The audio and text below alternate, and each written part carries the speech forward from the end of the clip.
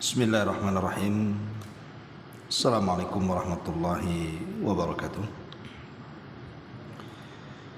Bihamdillahi wassalatu wassalamu ala rasulillah wa ala alihi wa sahbihi wa mawalah wa la hawla wa la quwata illa billahi wa ba'du. Kita lanjutkan kajian kita, masih membahas kitab Arba'in Nawawi, dan kita masuk pada hadis ke-26 dari 40 hadis pilihan yang dicantumkan oleh Imam An-Nawawi dalam kitabnya Arba'in Nawawi. Kita baca hadisnya. An Abi Hurairah radhiyallahu anhu qala qala Rasulullah sallallahu alaihi wasallam kullu sulama minan nasi alaihi sadaqatun kullu yawmin tatlu'u fihi syamsu ta'dilu baina ithnaini sadaqatun wa tu'inu ar-rajulu fi dabbatihi wa tu'inu ar-rajula fi dabbatihi fatahmiluhu 'alayha aw tarfa'u lahu 'alayha mata'ahu sadaqatun wal kalimatu thayyibatu sadaqatun wa bikulli khutwatin tamshiha ila salati sadaqatun wa tumitul adha 'anit tariqi sadaqatun. Rawahul Bukhari wa Muslim. Dari Abu Hurairah radhiyallahu anhu, dia berkata, Nabi sallallahu alaihi wasallam bersabda, setiap persendian dari manusia itu ada hak sedekahnya pada setiap hari yang matahari terbit padanya. Berbuat adil antara dua orang adalah sedekah. Menolong seseorang dalam urusan kendaraannya, membantunya agar bisa menaiki kendaraan atau engkau angkat barang-barangnya ke atas kendaraannya, itu juga sebuah sedekah. Sebuah ucapan yang baik adalah sedekah. Setiap langkah yang kamu ayunkan menuju tempat salat adalah sedekah. Bahkan engkau menyingkirkan gangguan dari jalan juga bagian daripada sedekah. Hadis ini dikeluarkan oleh Imam Al-Bukhari dan Muslim. Baik, hadis ini mengajarkan kepada kita agar kehidupan kita selama di dunia ini dipenuhi dengan pahala. Jadi hadis ini mengajarkan kepada kita agar selama kita hidup di dunia ini, dalam setiap waktunya dipenuhi dengan pahala. Karena setiap hari itu, tatkala matahari terbit, maka setiap persendian yang kita miliki dari tubuh kita yang berjumlah 360 persendian ini, itu ada hak untuk dikeluarkan sedekah setiap pagi.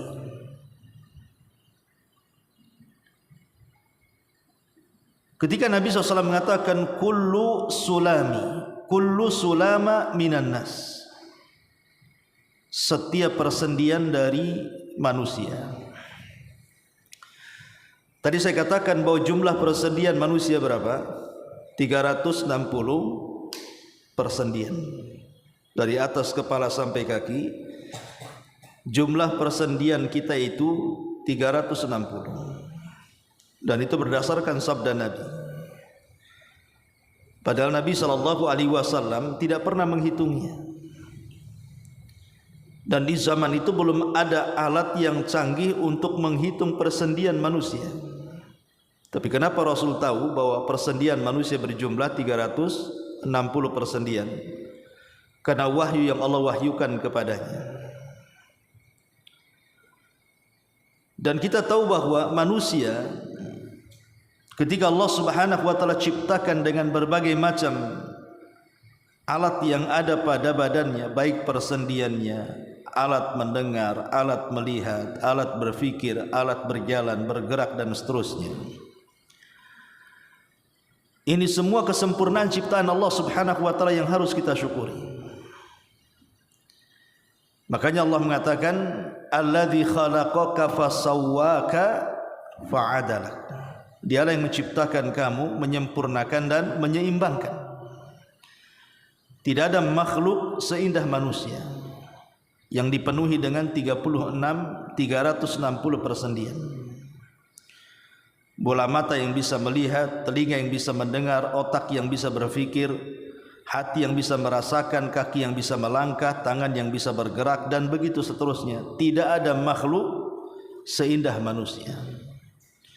Dan ini bantahan bahwa manusia itu berasal dari kera, sebagaimana teori Darwin.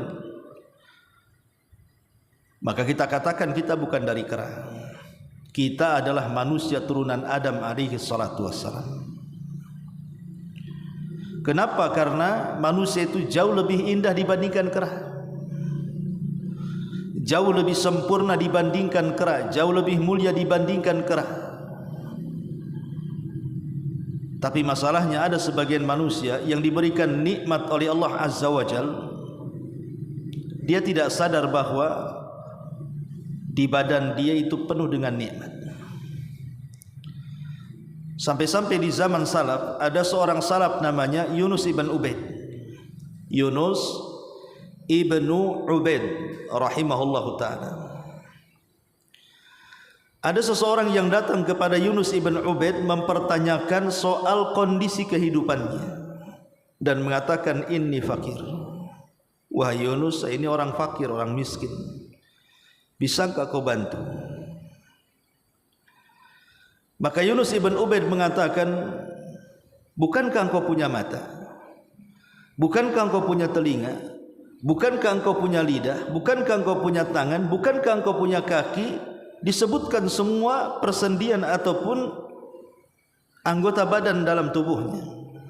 Orang ini masih tidak paham bahwa Yunus ibn Ubaid ini sedang mengingatkan bahwa engkau ini tidak miskin, engkau ini kaya. Tapi orang ini tidak ngeh juga, lelet bahasa kitanya, belum menangkap apa yang dikatakan Yunus ibn Ubaid. Sampai Yunus ibn Ubaid mengatakan begini saja, kau cungkil kedua bola matamu, serahkan kepadaku, ku beli 100 dinar. Mau tidak? Dia mengatakan tak mau. Atau kau iris kupingmu, saya beli 100 dinar. Mau tidak? Dia mengatakan tidak mau. Atau kau iris lidahmu, saya beli 100 dinar. Kau potong tanganmu, saya beli 100 dinar. Kau potong kakimu, saya beli 100 dinar. Dia mengatakan tidak mau. Maka Yunus ibn Ubaid mengatakan, sesungguhnya ini kau kaya. Bayangkan kalau harga matamu 100 dinar, hitung saja dari seluruh anggota badanmu dihargai 100 dinar, berarti kau ini banyak dinar di tangan. Jadi kau tidak miskin sebenarnya. Badanmu ini penuh dengan uang. Ma'asyiral muslimin yang dimuliakan Allah Azza wa Jalla, cuman manusia itu tidak pernah bersyukur. Kalau dia punya mata, dia punya persendian, dia punya telinga, kaki, susah untuk bersyukur. Kenapa? Karena masalahnya ada pada diri kita dan kita bisa merasakannya. Kita akan bersyukur itu kalau mata yang tadinya melihat buta, telinga yang tadinya mendengar budak, mulut yang tadinya bicara bisu, baru kemudian kita bisa merasakan bahwa itu semua bagian daripada nikmat Allah Subhanahu wa taala. Lah termasuk juga persendian bagian daripada nikmat. Lah kata Nabi sallallahu alaihi wasallam, setiap persendian manusia itu ada hak untuk disedekahkan setiap matahari terbit dari arah timur. Kemudian Nabi SAW menyebutkan tentang dua macam sedekah. Sedekah pertama, sedekah muta'addiyah, sedekah yang manfaatnya dirasakan orang. Sedekah yang kedua adalah sedekah yang manfaatnya hanya dirasakan oleh diri sendiri saja. Jadi Rasul menyebutkan dua sedekah, sedekah muta'addiyah dan sedekah ghairu muta'addiyah. Sedekah yang manfaatnya bukan hanya kepada diri sendiri tapi orang lain disebut muta'addiyah. Sedekah yang tidak dirasakan manfaatnya kecuali oleh diri sendiri disebut ghairu muta'addiyah. Dan di sini Rasul mencontohkan dua-duanya. Pertama kata Nabi SAW, ta'dilu baina tsnaini sadaqah. Adil di antara dua orang itu sedekah. Maksudnya mendamaikan dua orang yang sedang bertengkar itu sedekah. Dan ini manfaatnya bagi orang lain. Karena bukan hanya kita saja, ketika kita mendamaikan orang berarti manfaatnya sampai kepada orang yang kita damaikan. Ini namanya sedekah muta'addiyah. Kemudian wa tu'inur rajula fi dabbatihi fatahmiluhu 'alaiha aw tarfa'u lahu 'alaiha mata'ahu sadaqah. Engkau membantu seseorang kemudian pada kendaraannya dengan cara menaikkan orang di atas kendaraan atau mengangkat barang dinaikkan di atas kendaraannya. Ini namanya sedekah muta'addiyah namanya. Nolong orang. Pamannya ada orang yang tersesat, kita katakan bukan ke sini jalannya Bu, ke sana. Bukan di situ rumahnya Bu, di sana. Ibu cari si Anu di sana. Itu sedekah. Sedekah yang sampai kepada orang. Ya. Termasuk juga wal kalimatut thayyibatu, kalimat-kalimat yang indah, kalimat-kalimat yang santun, kalimat-kalimat yang sopan.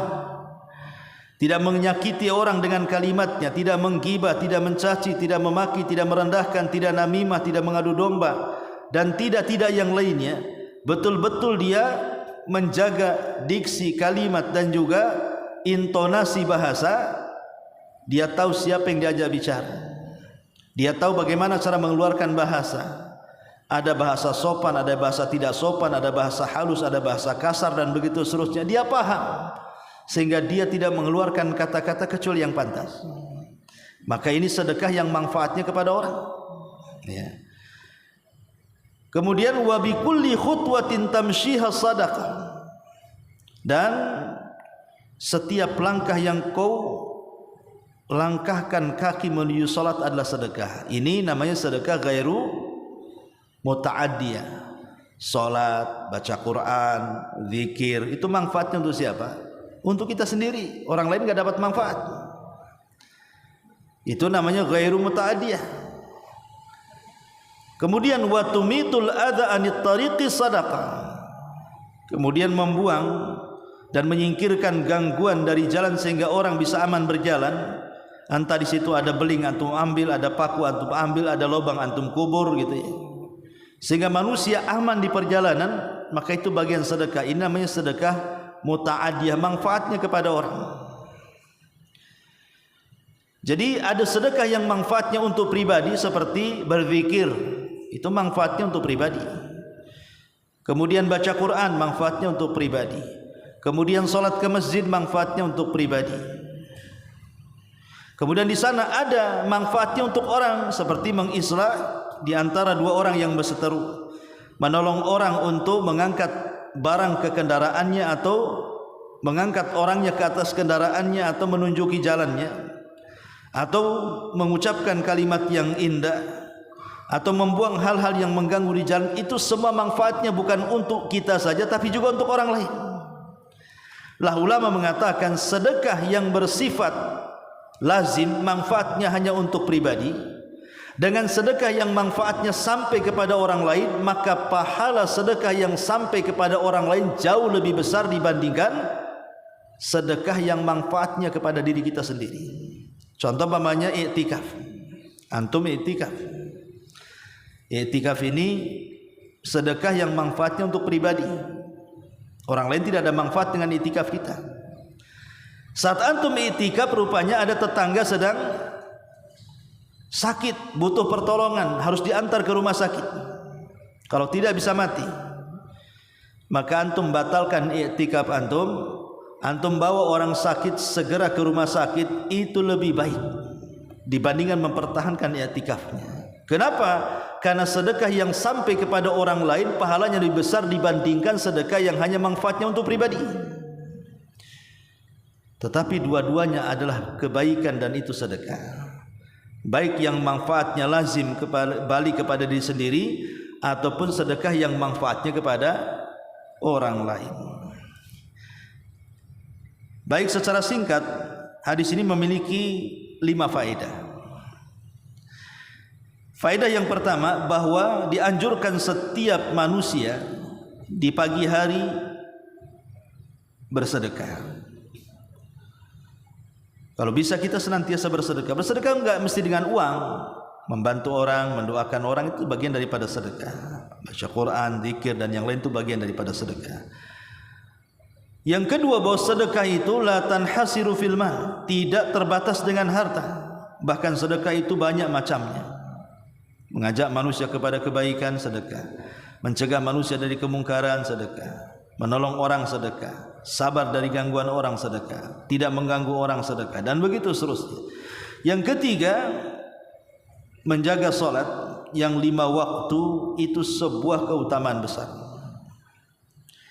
Melangkahkan kaki ke masjid untuk menjaga solat 5 waktu adalah keutamaan yang sangat besar. Yang keempat, tentang pentingnya kita tidak mengganggu orang. Justru kita harus menghilangkan gangguan dari orang lain. Dan yang terakhir, bahwa dalam badan kita ini ada hak zakatnya, ada hak sedekahnya, sebagaimana harta juga ada hak zakat dan sedekahnya. Jadi kalau harta ada zakat dan sedekah, maka badan kita juga ada hak zakat dan sedekah. Dengan cara apa? Dengan cara yang tertuang dalam hadis yang kita baca ini. Wallahu alam, ini yang bisa sampaikan, mudah-mudahan manfaatnya. Subhanaka bihamdika asyhadu an la ilaha illa anta astaghfiruka wa atubu ilaik. Allahu taala alam. Assalamualaikum warahmatullahi wabarakatuh.